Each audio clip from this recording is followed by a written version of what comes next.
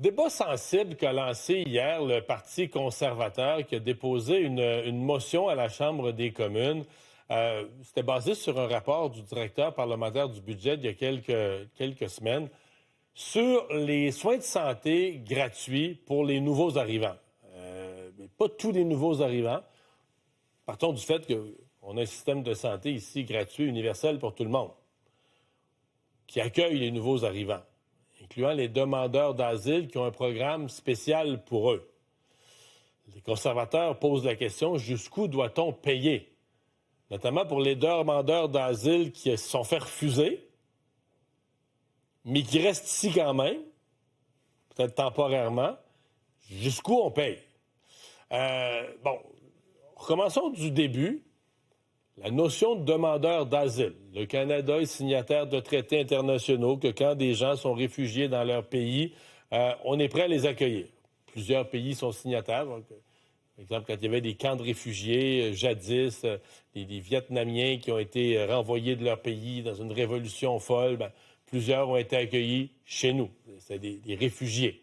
Mais il y a 3 critères. Pour être un demandeur d'asile dont la demande est acceptée, il y a 3 critères à rencontrer. En fait, il faut avoir une des 3 choses suivantes. Il faut soit être persécuté dans son pays, soit il faut être carrément menacé, menacé, en danger d'être assassiné ou torturé si on va dans son pays. Ou soit il y a un autre critère un peu plus complexe, c'est-à-dire être à risque de traitement cruel ou inusité. Alors, pour arriver au Canada, dire, moi, je demande l'asile au Canada, il faut que tu sois persécuté, en danger d'assassinat ou de torture ou à risque de traitement cruel ou inusité. Si tu fais pas la preuve de ça, si tu fais juste dire, dans mon pays, c'est plus pauvre qu'au Canada, j'aimerais mieux ça vivre ici, tu peux faire ta demande d'immigration. On accepte des immigrants, mais tu peux pas rentrer par la porte des réfugiés. Bon. Conservateurs arrivent et disent, quand il y a des demandes refusées, donc des gens, ils répondent pas aux 3 critères. En tout cas, notre commission d'évaluation, là, notre commission sur le statut de réfugié, disent, vous répondez pas aux critères. Il y en a, selon les conservateurs, 86 000 au Canada présentement. Ils se sont fait dire non, là, ils sont en attente. En théorie, ils devraient être envoyés dans leur pays. Ou des fois, ils ont des procédures d'appel. Ils peuvent réessayer de faire la demande, tout ça. Mais ils répondent pas aux critères. Donc, ils sont pas des réfugiés au Canada. Puis ils sont pas en voie de le devenir. Alors là, on leur paye quand même les soins de santé. Donc, des gens qui sont venus, dans certains cas, qui sont... Je sais qu'il y en a qui n'aiment pas que je dise ça, mais des faux demandeurs d'asile, dans le sens que ils sont arrivés ici, ils savaient très bien qu'ils ne répondaient pas aux critères, ils ne sont pas persécutés dans leur pays, ils ne sont pas en danger dans leur pays, mais comme notre système est capote, comme notre système est engorgé, si tu arrives au Canada comme demandeur d'asile, tu fais la demande, c'est 3 ans. Hey, 3 ans dans une vie, c'est pas 3 jours, là, 3 ans. Juste évaluer la demande pour avoir une réponse, c'est 3 ans. Mais dans ces 3 ans-là, tu vis au Canada, tu as accès au système de santé. Si tu te fais dire non, tu vas en appel. Là, les délais des tribunaux d'appel sont tellement longs, peut-être une autre année ou 2. Et ça fait 5 ans que tu vis au Canada. Là, après ça, mettons que tu te fais dire non parce que tu étais venu sous un faux prétexte. Là, tu peux toujours prendre les médias, l'appeler, puis dire, là, regarde, là, moi, là, je vis ici, puis là, je t'ai installé, puis ça fait 5 ans, puis t'es écœurant, mes enfants vont se dire, ma conjointe, on travaille, on a du bon monde.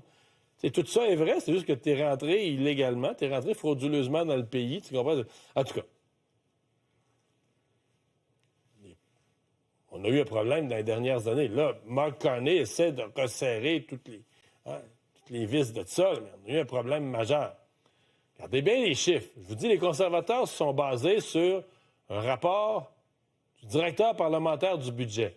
Le programme, ce qu'on appelle le programme fédéral de santé intérimaire, c'est ce programme-là qui paye pour les demandeurs d'asile. C'est pas les systèmes de santé des provinces. Le fédéral s'occupe des demandeurs d'asile. 2020-2021, il y a 5 ans, ça coûtait 211 millions. C'est quand même pas des peanuts, mais tu sais, on comprend qu'il faut payer pour des gens. On les laisse rentrer ici comme demandeurs d'asile. S'ils sont malades, il faut les soigner. Regardez bien les chiffres.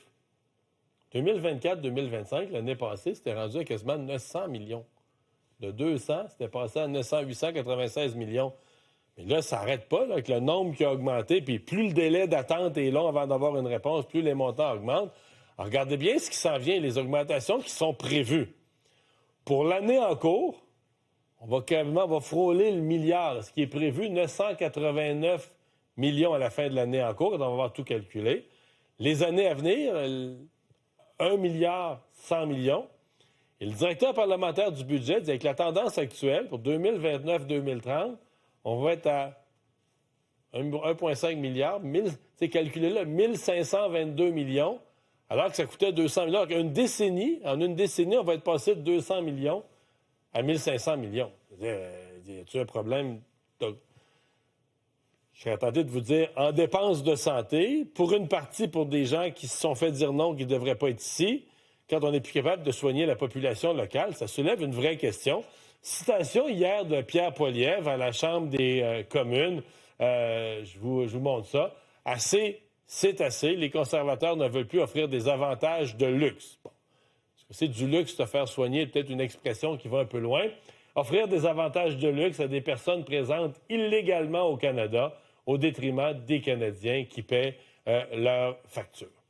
Alors voilà pour le débat. La réponse des libéraux, ils reconnaissent le problème en passant. Là, en partie, ils disent que les conservateurs exagèrent, sont sans cœur un peu. Mais les libéraux reconnaissent, disent on est déjà en marche là, pour que ces gens-là payent une partie de leur facture de santé. Donc, on reconnaît là, la gravité du problème puis de la perte de contrôle sur les dépenses. Je mets cette nouvelle-là en jonction avec une autre. Vous avez peut-être vu ça si vous êtes lecteur du National Post. En fin de semaine, dans le National Post, une étude de CDR, d'un chercheur de l'Institut CDR, Institut de recherche politique et économique, sur la largesse du système. Il dit, le système est tellement débordé, lui a trouvé qu'au cours des dernières années, il y a presque 25 000 demandeurs d'asile qu'on a laissé passer sans entrevue. D'habitude, il y a une entrevue, il y a un processus, il y a une entrevue qui doit être faite avec un commissaire. Là, on l'a fait sans entrevue. On a dit, on a trop de monde, on a trop de cas, on voulait accélérer. Et est-ce que les portes sont trop ouvertes? L'Institut CDR, dans son étude, je vous montre un prochain tableau qui donne une idée. Ça nous donne une idée à quel point les choses ont changé, à quel point le système là, est comme basculé sous Justin Trudeau. Dans les années 2010, les suivantes, dans ce coin-là, c'était à peu près 6 000 demandes par année. Pour moi, c'était bien gérable, le système roulait. Puis 60 des demandes étaient acceptées. Quand même 40 qui étaient refusées. On disait aux gens, non, tu ne respectes pas les critères.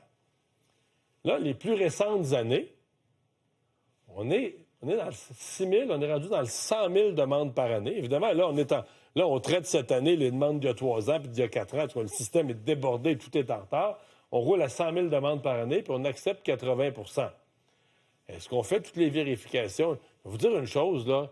Cette étude-là posait beaucoup de questions.